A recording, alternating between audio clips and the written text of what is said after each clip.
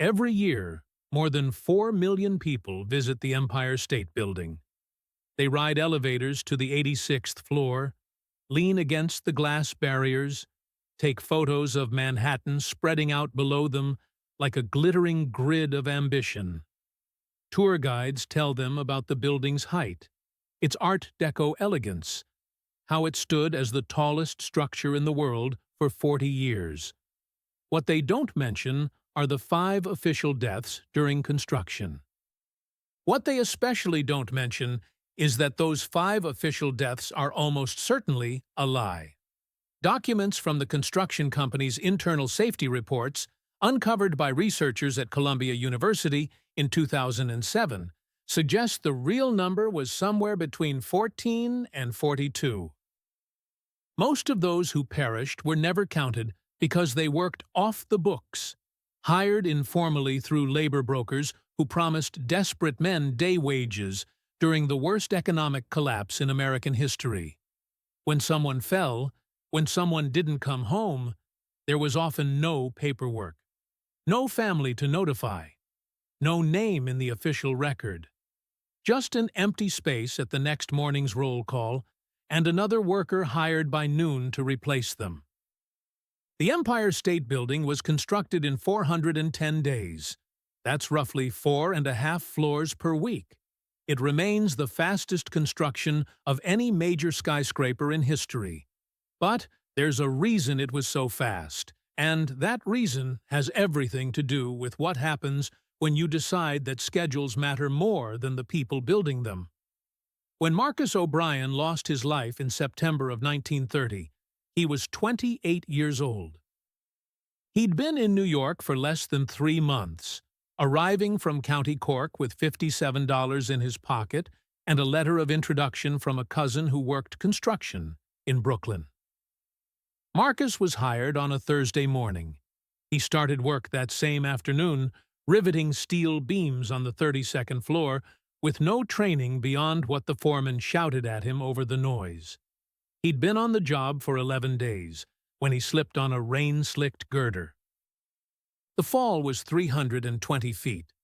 According to the incident report filed by Starrett Brothers and Eakin, the general contractors, work on that section resumed within 2 hours. Marcus was the first official fatality. The newspapers noted his passing in 3 sentences. His body was sent to a funeral home in Queens that specialized in handling the remains of workers who had no immediate family in America. He was buried in a potter's field, an unmarked grave shared with 11 other men who'd also perished that month in construction accidents across the city. No one from the Empire State Building Company attended. Years later, when historians tried to find Marcus's grave to potentially place a memorial marker, they discovered the cemetery had been paved over in 1953 to make room for a parking lot. His remains, like those of thousands of other unclaimed workers, are still there. Somewhere beneath the asphalt. Forgotten, anonymous, erased. But Marcus wasn't an anomaly. He was the beginning of a pattern that would repeat itself throughout the construction, a pattern that reveals something deeply uncomfortable about how we built the symbols we now celebrate. The Empire State Building opened on May 1, 1931. President Herbert Hoover pressed a button in Washington, D.C., and the lights came on in what was being called the 8th wonder of the world. The ceremony was broadcast on radio. There were speeches about American ingenuity, about progress, about the human spirit rising above the Great Depression. No one mentioned the men who hadn't lived to see the lights turn on. No one mentioned that some of those men were still, quite literally, part of the building itself. Because here's what most visitors don't know. During the accelerated construction schedule, when concrete was being poured faster than it could be properly inspected, workers sometimes fell into the wet mixture. In a few documented cases, supervisors made the decision not to stop the pour. Stopping meant delays. Delays meant penalties. Penalties meant someone higher up asking questions about why the schedule wasn't being met. So the concrete kept flowing. And what happened to those men is exactly what you think happened. They became part of the foundation, part of the structure, entombed in the very monument that millions now visit to celebrate human achievement. The Empire State Building isn't just a skyscraper. It's a tomb that we've been calling a landmark for 93 years. But the story of this ground begins long before Marcus, long before the steel and concrete, long before anyone imagined a building that would scrape the sky. If you go back far enough, you find that this land has been cleared before. Twice, actually. And both times, it was the same kind of people who were told to leave. In 1893, when the original Waldorf Astoria Hotel was being planned for this exact spot on 5th Avenue and 34th Street, there was already a community living here. It wasn't empty land waiting for development. It was a neighborhood. Between 1827 and 1893, this area was known as Thompson Street Farm, a residential district where more than 200 families had built their lives. They were mostly German and Irish immigrants, working-class people who'd come to America with nothing and managed to carve out something that resembled stability. They worked in the garment factories downtown, in the meatpacking plants, in the small shops that lined the surrounding blocks. They weren't wealthy. They didn't have political connections. But they had homes. And those homes had been standing for more than 60 years. Helen Brennan was one of them. She was 57 years old in 1893, a seamstress who'd lived in the same narrow three-story house on what was then called Thompson Lane since she was 17. She'd been born in County Galway, arrived in New York in 1853, and within a year had found work at a textile mill on Grand Street. The house she lived in wasn't much, just 800 square feet, split between 3 families. But it was hers in the way that mattered. She'd raised 4 children there, buried a husband there, watched her neighbors grow old, watched their children grow up, watched the neighborhood become something that felt, against all odds, like home. She had a small garden in the back where she grew tomatoes and herbs. On Sunday mornings, she could hear the bells from St. Michael's Church 3 blocks away. It was a modest life, but it was a life.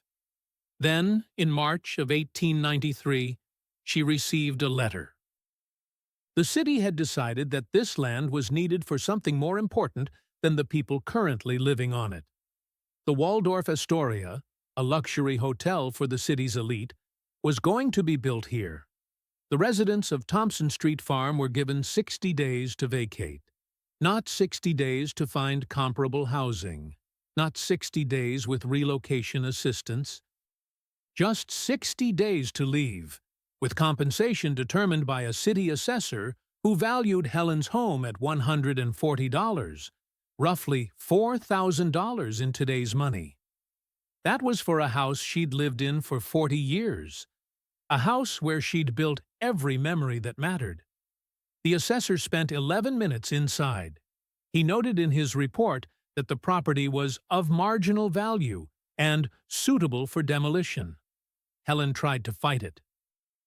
There are court records from May of 1893 showing that she filed a formal objection, arguing that the compensation was unjust and that the city had no right to displace families who'd lived there for decades.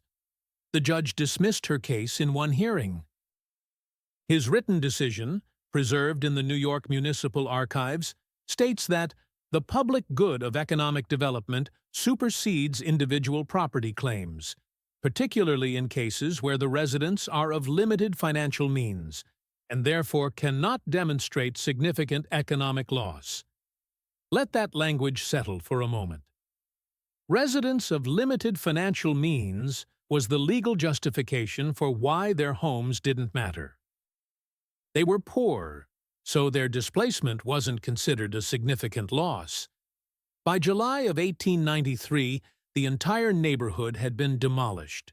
227 families were scattered across the city, most ending up in tenements in the Lower East Side, where conditions were worse than what they'd left behind.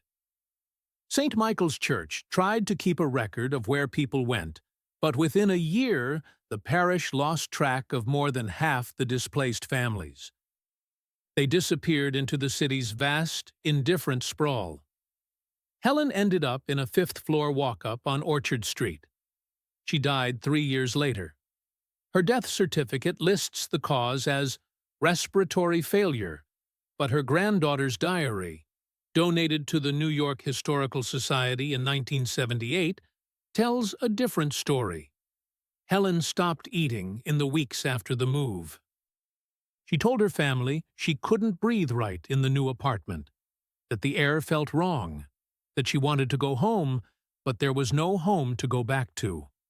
The Waldorf Astoria stood on that land for 36 years. Then, in 1929, it was torn down to make way for something even bigger, something that would symbolize American ambition at a scale never before attempted. And here's the cruelest irony. Helen's grandson, William Brennan, was one of the workers hired to build the Empire State Building. He was 31 years old in 1930. He'd grown up hearing his grandmother's stories about Thompson Lane, about the house she'd lost, about the garden with the tomatoes. And now he was riveting steel beams into the sky above the exact spot where she'd once lived. The same ground that had been cleared twice for 2 different versions of progress, both times erasing the people who'd called it home. William wasn't just working on any construction project, he was part of a race, though he probably didn't think of it that way. In 1929, when the plans for the Empire State Building were finalized, there was another skyscraper going up less than 10 blocks away, the Chrysler Building. And the men financing both projects, John Raskob for the Empire State and Walter Chrysler for his namesake tower, were locked in a competition that had nothing to do with architecture and everything to do with ego. They wanted the tallest building in the world. They wanted the record. They wanted to be first. And when powerful men race each other toward a symbolic finish line, it's never the powerful men who pay the price.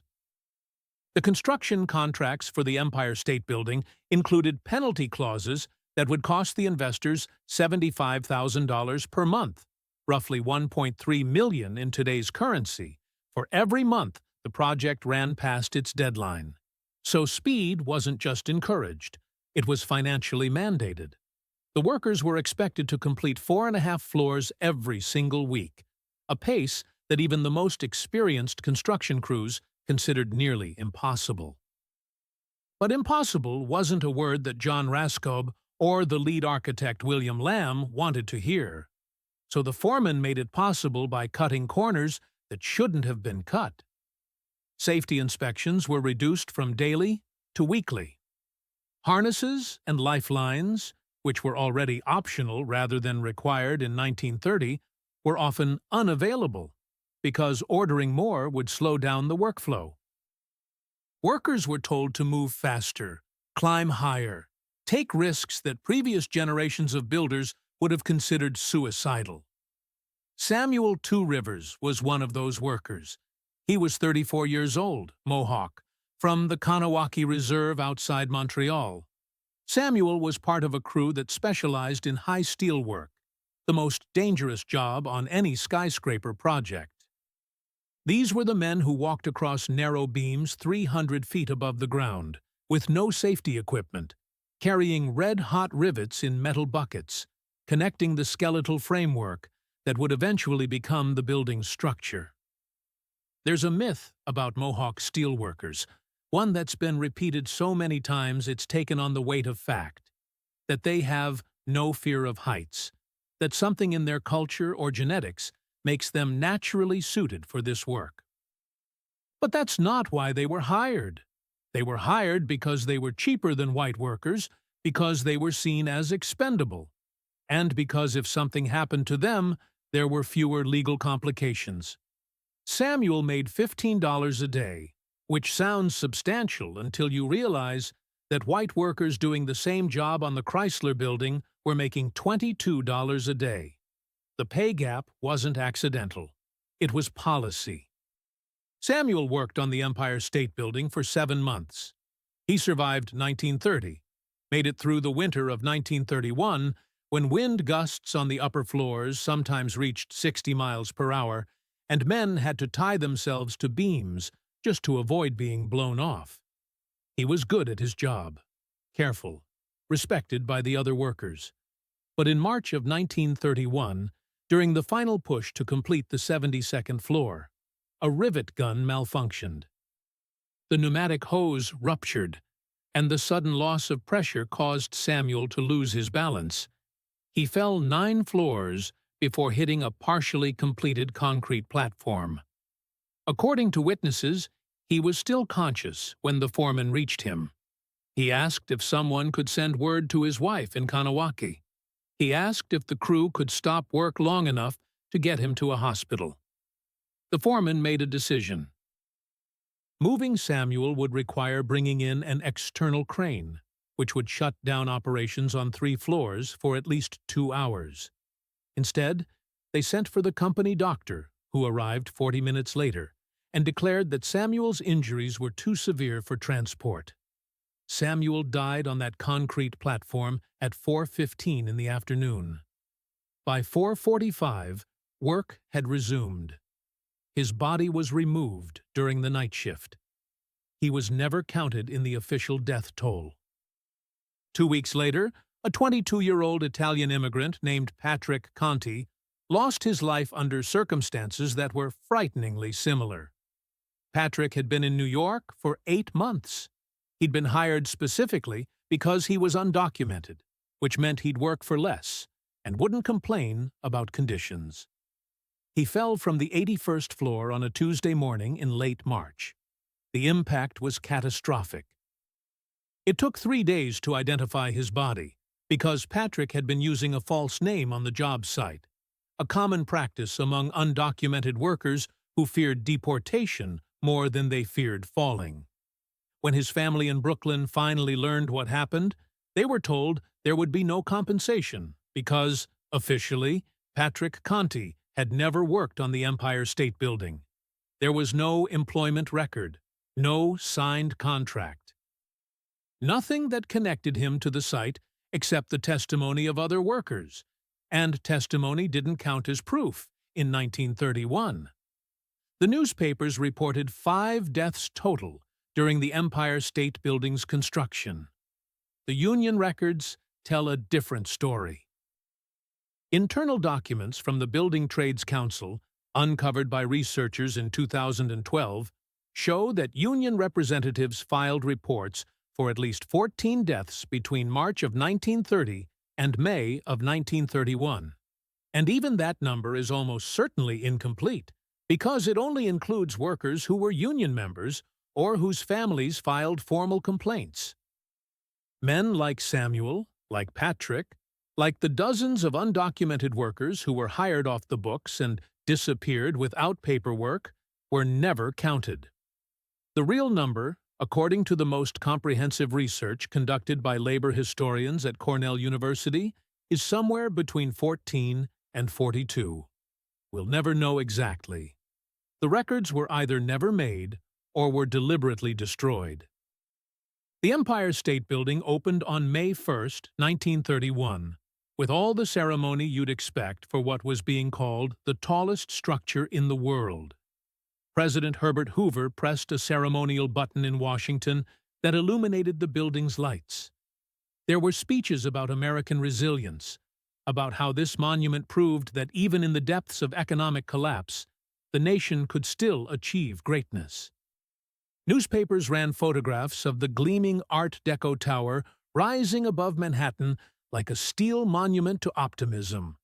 But there was a problem that became apparent within the first month. Nobody wanted to rent office space in the middle of the Great Depression. By the end of 1931, more than 80% of the building sat completely empty.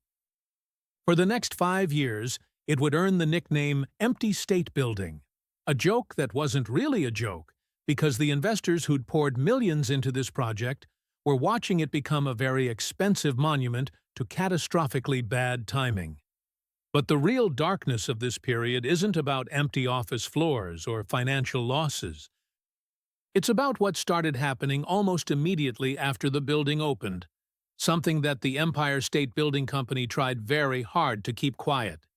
Between 1931 and 1947, at least 30 people ended their own lives by jumping from the building. Most of them were men. Many of them had worked on the construction itself and couldn't find other employment after the project ended. They'd helped build the tallest building in the world, and then the world had no use for them. Charles Brennan was one of them. He was William's younger brother, Helen's other grandson. He'd worked on the Empire State Building for 8 months as part of the concrete crew, pouring foundations and flooring on the lower levels.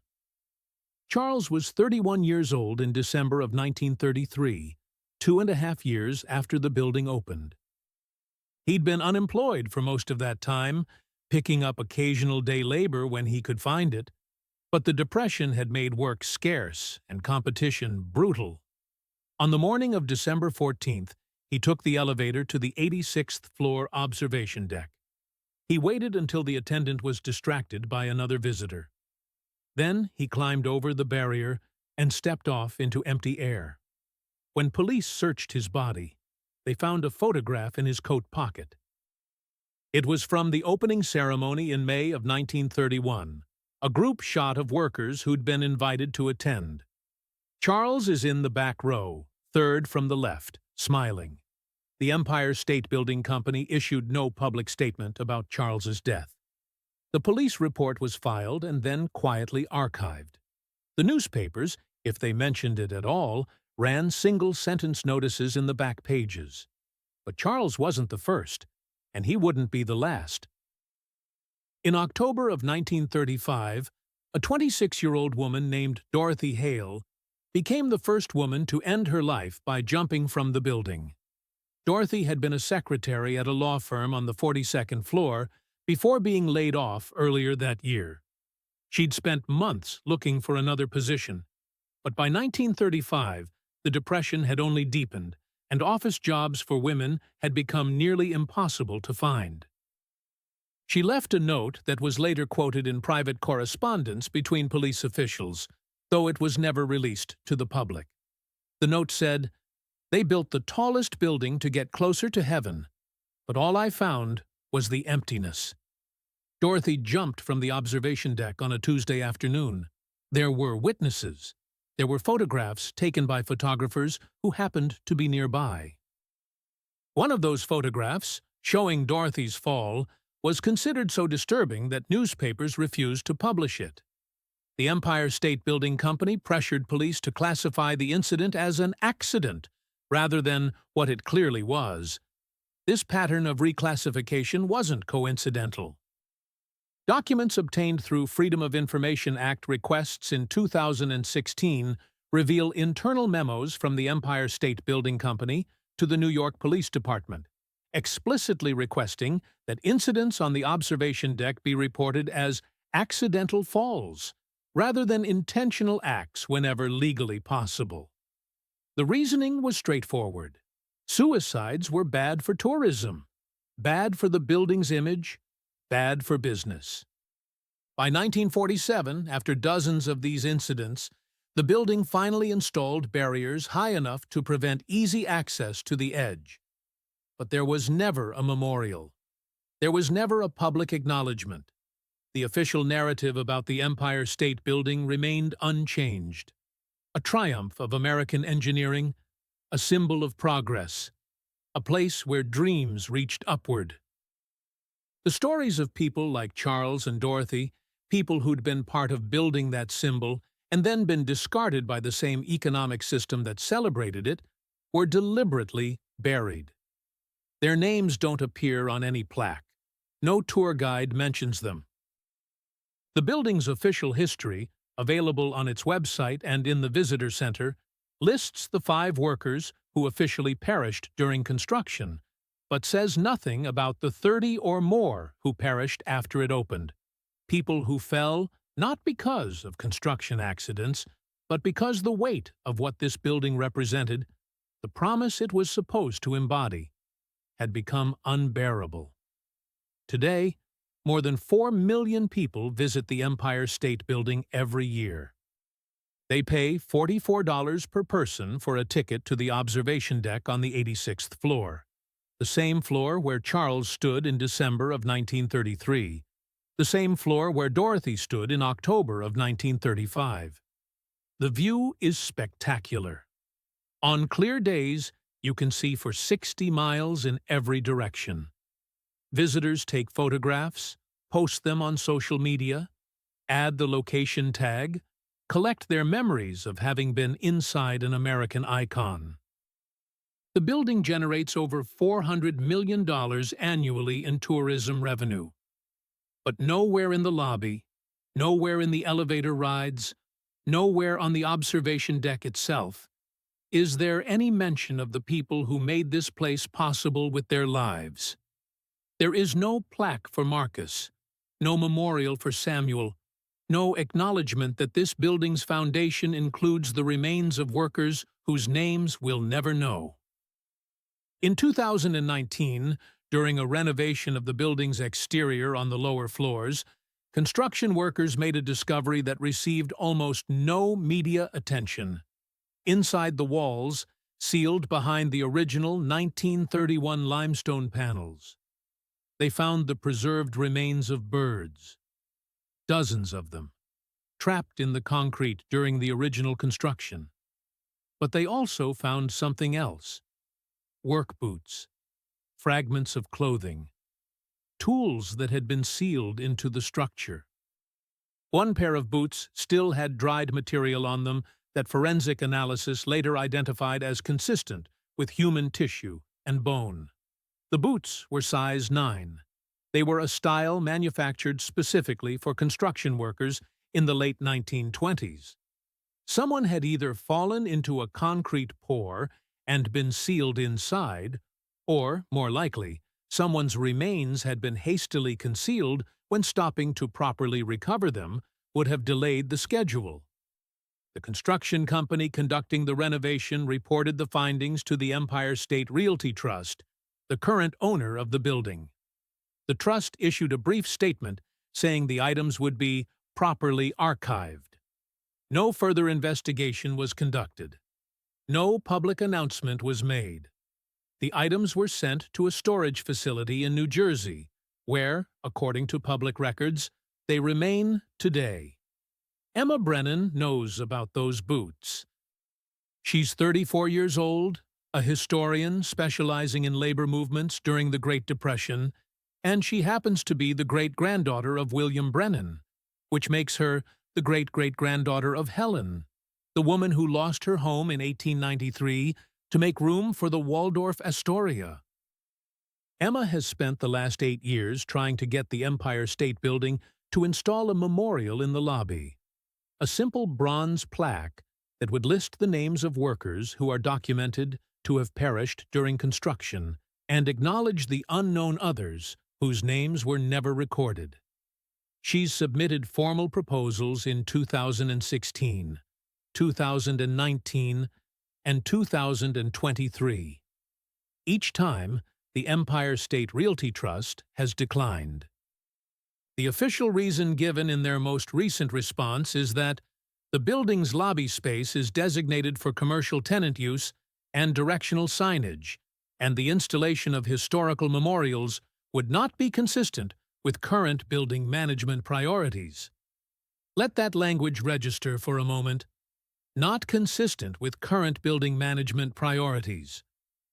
The Empire State Building is currently valued at over $2 billion. The bronze memorial plaque that Emma proposed would cost approximately $5,000 to manufacture and install.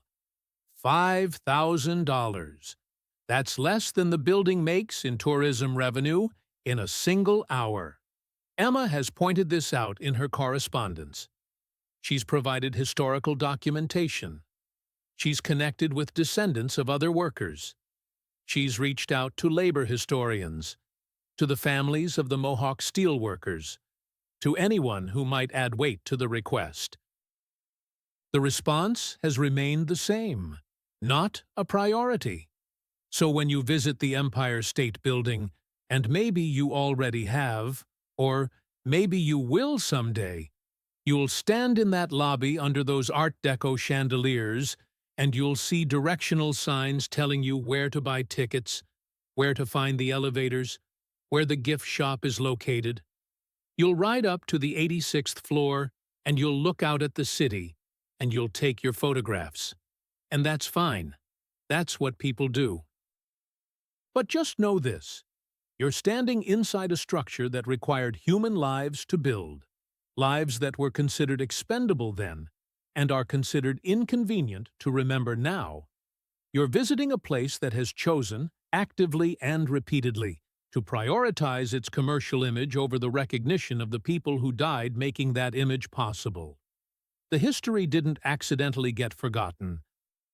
It's being deliberately kept out of sight, because acknowledging it would complicate the narrative that this building represents nothing but achievement and progress. Helen Brennan's garden, where she grew tomatoes and herbs, was somewhere around where the main lobby is now. Samuel Two Rivers fell roughly where the elevators operate today. Charles stood on the observation deck you might visit tomorrow. Their stories are part of this place, whether there's a plaque or not, whether the official history mentions them or not. The Empire State Building is many things: a marvel of engineering, a symbol of American ambition, an architectural landmark. But it's also a monument built on erased communities, on underpaid and exploited labor, on bodies that were never properly counted, and deaths that were never properly mourned. And the choice to keep that truth hidden isn't something that happened 90 years ago. It's a choice being made right now, today, every time someone asks for recognition and is told it's not a priority. That's the real story of the Empire State Building. Not the height, not the lights, but who paid the price for it, and who's still deciding that price isn't worth remembering.